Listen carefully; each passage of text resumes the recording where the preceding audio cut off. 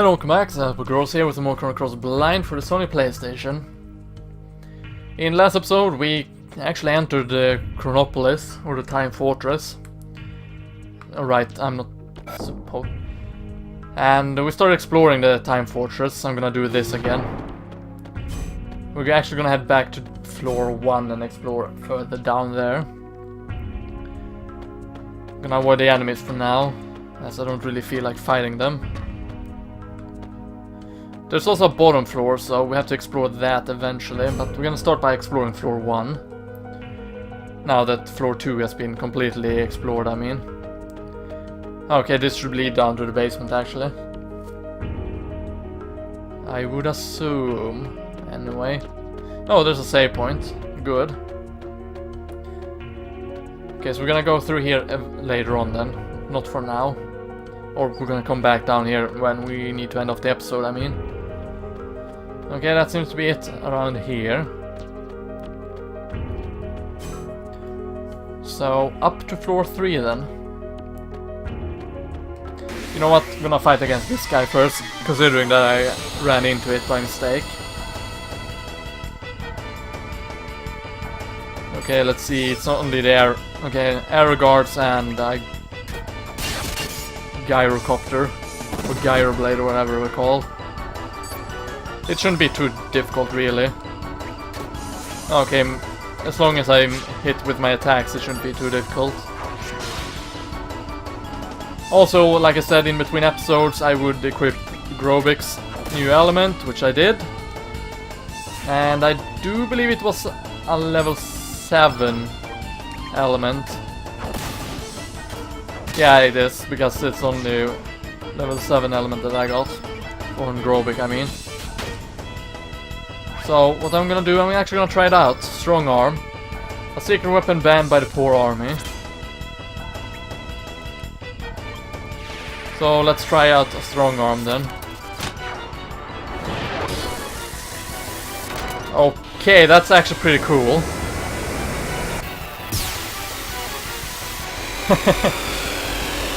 Yeah, that's pretty impressive actually. Not damage-wise, but visual-wise. Okay, Grodus, if you could actually land attacks, that'd be great, thank you. And now we're gonna destroy them both with a Luminaire. Considering that hopefully it will destroy them then, though. We shall see, we shall see.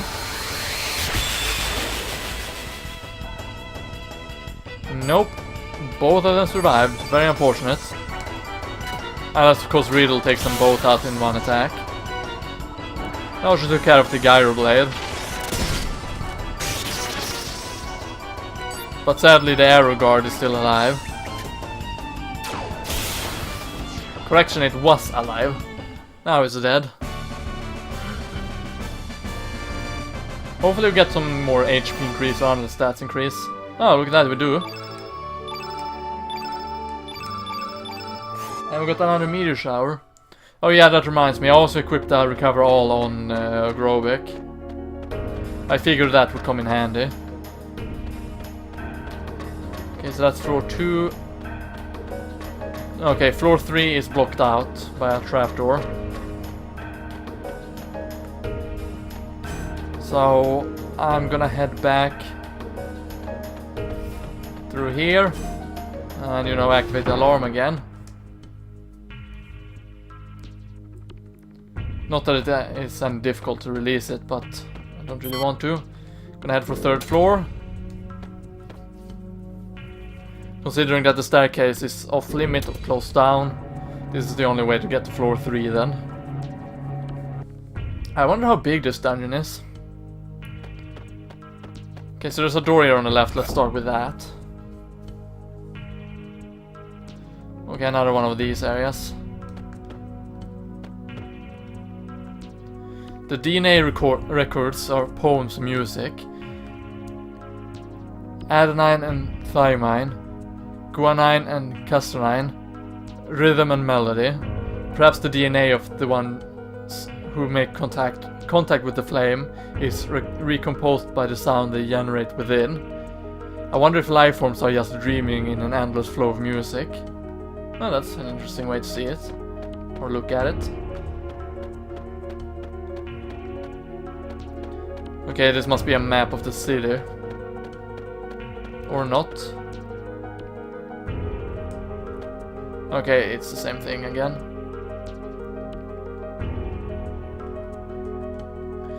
Okay, it doesn't seem like I can do anything there.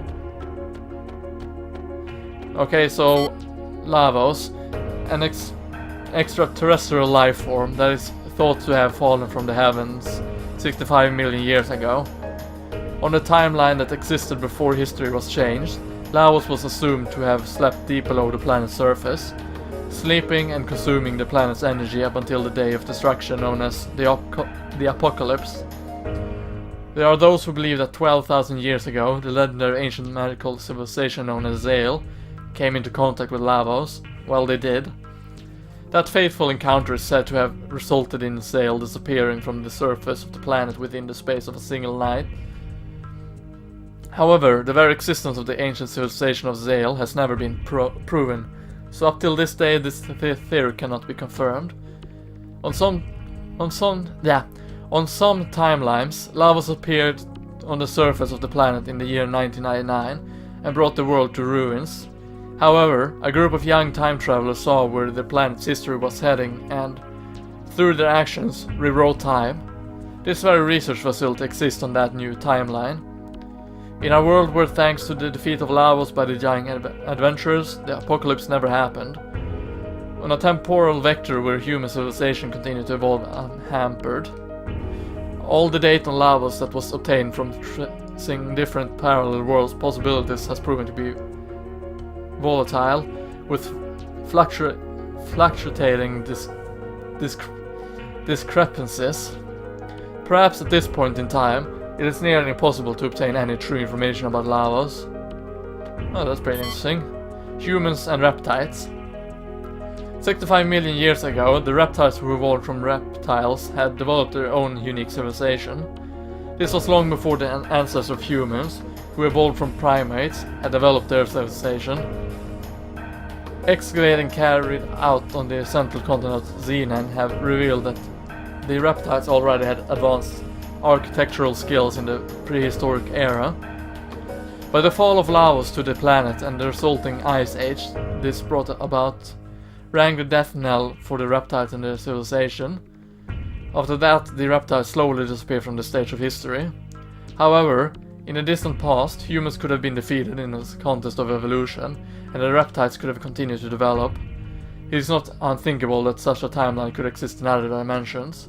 Everything is purely a problem of possibilities, and this world is only stabilized by the viewpoint of the one who observes it. Oh yeah, I can even see pictures of them. That's cool. DNA, the seeds of life. The human body is made up of 50 to 60 billion cells. Each of these cells contain genes in the form of DNA. These are the fundamental building blocks that exist inside the cell's chromosomes. They store genetic information that can be passed on from parent to child. The structure of DNA is common throughout all life, throughout all universes. Through DNA recombination, life forms take on different forms with variable abilities. Oh, that's pretty cool. So that's some cool information about Lavos and, you know, Reptites and whatnot. So let's go in. Oh, a treasure chest. Oh, we actually did find a rainbow shell now. That's nice. I think Zappa aka Fenrir wanted a rainbow shell. Or it might have been Toma. Again. I'm gonna avoid these enemies. And let's see what's inside of here. A big room, okay. More of a brain analyst. What's this then? Model of brain behavior. Okay. Model of a lower animal brain. Model of brain evolution, okay. This dungeon is pretty cool so far, actually. The life forms on this planet developed from single-celled microorganisms to protozoans, then from fish to amphibians, from reptiles to mammals, and eventually to humans. Beginning with a cerebral neocortex, which only exists in higher mammals, the anthropod brain enlarged at an accelerating pace until it became the human brain we know. Could a reason for the abnormal development of the human brain be the biological contamination caused by Lavos? That would mean that humans are really a heterogeneous life form or foreign matter as far as the planet is concerned. Humans are a sudden mutation caused by the contact with Lavos, an alien life form that fell to this planet from space. This is why humans are, biologically speaking, unbalanced and half-finished. Internally inconsistent and disconnected, the human existence is plagued by contradictions. An incomplete species, torn between love and hatred, whose very being is self-contradictory. From the planet's viewpoint, humans are just destroyers and cursed. Yet perhaps pathetic blight on the world. That's kinda harsh, but suppose it holds some truth to it as well. Memory scanning and rewriting is not that difficult a thing. As a matter of fact, it is possible to simulate the thought and feelings of each individual. These are all just electrical signals that flow around the circuitry of the brain after all. The vessel of flesh can be reproduced through cloning, and the soul stored within these fleshly vessels can be simulated as well. Thus, one could even go so far to say that death itself no longer exists. Of course, the expiration of an individual being as a variation within the species still occurs. Overall, we can reverse the old maxim and say that where is no death there will be life. We control human emotions by using neurotransmitters. That means by manipulating the nerve transmitters inside their brains, it's possible to control the feelings and even the personalities of humans. Fate uses the records of fate to connect directly to the brains of the humans with whom they come into contact. Fate not only imprints what actions the humans should take into their brains, but also rewrites their personalities and feelings. So what he's saying is that we're nothing but controlled species. Okay, what's this? Let's fight against this guy, why not? It's either a mid-boss or a very tough enemy. But you know, with Grodus crit hit ratio, it shouldn't be too difficult. See, I've already done 600 damage. Gunner get ya. Wow, only 49 damage. Not all that impressive. Now I got hiccups as well.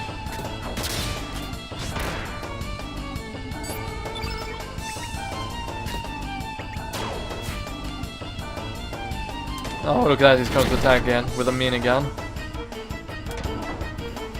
Oh, and apparently a bazooka. Or a cannon. And some turrets, okay. Oh, Riddle is actually reaching 400 HP now, that's nice. Oh, isn't that great, missing every single attack.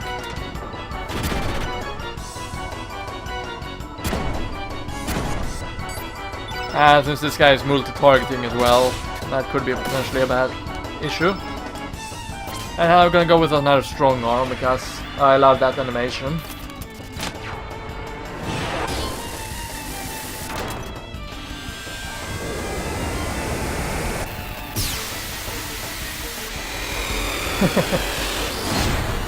Really like this beam.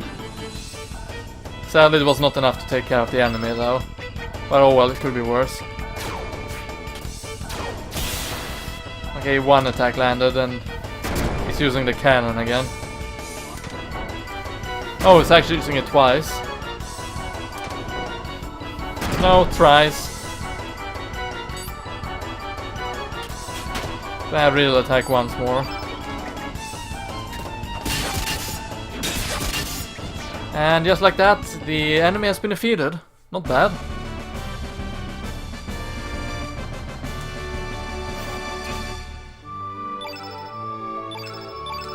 Okay, nothing increasing in skills or anything. That's a bit unfortunate, but oh well. Hellbound, okay. So another dark element. So I actually thought that this floor would lead further down, but I guess not.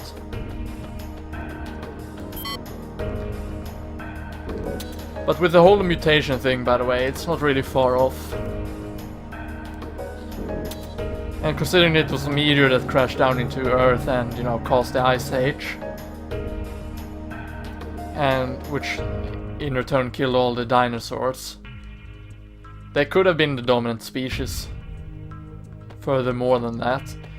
But anyhow, I'm gonna head for the save point, gonna save, and I'm gonna end off the episode. So this has been LPGrodus. Thank you very much for watching. In the next episode we shall continue exploring more here in Chronopolis, the Time Fortress. But this has been everything for now. So this has been LPGrodus. Thank you very much for watching. Stay frogger one. And I hope to see you next time. See you then.